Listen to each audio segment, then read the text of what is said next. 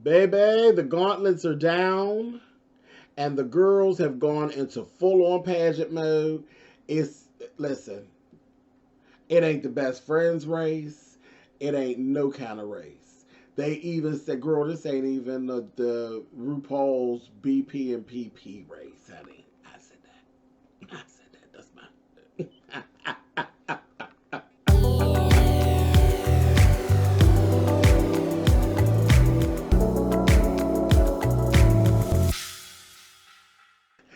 Hey guys, thanks so much for clicking on the video. This is my review for RuPaul's Drag Race. This is season 12, episode 7. As I said, BP and PP, honey, my hashtag. This is not RuPaul's hashtag BP and PP race, honey. We ain't not doing no backpedal hopping around here, honey. It is what it is. The girls are saying stuff about each other's makeup, each other's skill sets, and then coming back and trying to take it back, honey. And Widow and Heidi are not here for it. They're like, no, you said it. I want to hear it. I said, okay, honey. That Widow told him, said, oh, see, it was all a kiki, honey. When it was an acting challenge, if I had a problem staying in character or remembering a line, it was all good for y'all. But when it gets to be a dancing challenge, baby, I'll be waiting on you at the door, honey. And I'm waiting on you girls to slip up. I said, girl, well, tell them how you really feel, honey. And Heidi was like, I ain't even here for it. I'm going to go take my drag off. Child, I said, oh my. Listen, I turned around and next thing I know, Widow is in a confessional. She's like, girl, look how fast karma takes place. And I'll be doggone a rusical. I said, oh, karma was like boom in the room, honey. It's Madonna, the unauthorized rusical, and the girls were going to have to put down their own vocals, and they're doing choreography with Jamal Sims, child, with his cute little self. So listen, Britta. I can't sing that part because it's too hard. I thought you could do everything, Britta. You're a national title holder, ain't you, bitch? You could do anything. You're better than everybody, aren't you, sis? Get to it. Start chirping, honey. Here, her and Gigi wants the same role. So Gigi's like, fine, girl. Go ahead. And then Gigi's having an issue with her role when they're laying the vocals. This whore's sitting over there. She's sitting up there gloating in the fact that Gigi was struggling. I said, oh, you are so hard. So hard to like. You really are. I've been getting my Sabine girl, what are you doing? Like, are you being really this evil? Or are you giving her a fair chance? I've given her a fair chance. Hey, she's a nasty bitch. She's hard to like, she's hard to deal with, and she's irritating to watch. And I don't think it's just me. I don't think I'm the only one that feels this way about Britta. I'm sick of her. I'm really sick of her. Then she's sitting over there hating on Jan. Talking about, oh, Jan thinks she's better than other people. No, bitch, that's you. You sound like you are describing yourself. That ain't Jan, that's you. Jan is Jan. Jan got some issues of her own, but you think you're better than everybody with your big old wide ass mouth. Girl, oh, she drives me nuts. And I said, maybe one day I'll meet her in person, and maybe this is just television doing this to her. Because, I tell you all the time, everybody's not meant to do reality television. And old Britta may be one of those people. She's on my damn nerves. Anyway, so, there's always something going on. Crystal actually shared her dad has Parkinson's disease. And he's like her biggest rah-rah person, okay? So she was like going through and saying, how things were just progressing so quickly and this, that, and the other. And we found out very quickly that everybody, including Rue, loves Crystal. She's that girl. If there's going to be a miscongeniality, I think it's going to probably be Crystal. But everybody just gathered around her and, loved on her and everything. So that was like cool. Sorry to even hear that her dad is actually going through that. You know what I mean? Um. Anyway, so we go do our musical. Listen to the guest judges. Guest judges was Congresswoman Cortez and also Winnie Harlow. Hey, that Winnie Harlow is beautiful. You hear me? Winnie Harlow, if you don't know who she's a supermodel and she actually battles with vitiligo. Um, and you know, um, it's like a skin disease. Michael Jackson had it, and you'll have light patches and different things like that. So, you know, years ago, people would, you know, look and be acting real stupid. But then we found that people still actually do that. But I don't know. It just never, it doesn't bother me. Like, I see the vitiligo, but it doesn't change what I see. That is a beautiful child. She is beautiful, and her hair was so sharp. Oh, this wig she had on, it was so sharp. And I was like, okay, there's a couple, we actually have a YouTuber that actually was going through some different stuff, and some people were coming at her in this past week, you know, in the sector of YouTube that I actually hang out in. And it was some things I didn't like, and there was some things being said. It was kind of mean about her vitiligo.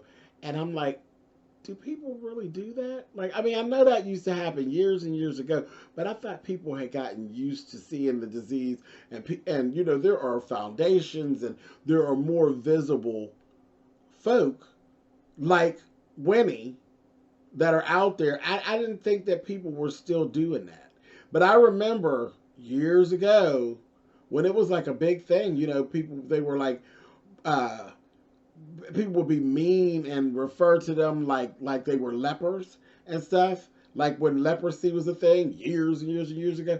And I'm like, I didn't know people still did this stupid, ignorant mess. Well, anyway, listen, we're on to something different. It is what it is. It's something that you can't control. There's nothing you can do it. You can paint over it. You know what I mean? You can put makeup over it, but why should you have to?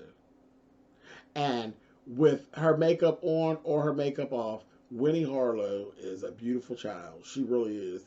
I was like, child, whatever. But I didn't like that. That kind of made me sad that, you know, to find out that people were still being ignorant to something like that. That's just stupid.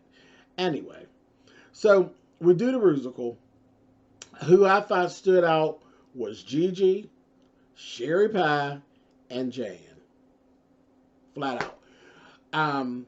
One thing, Gigi did the whole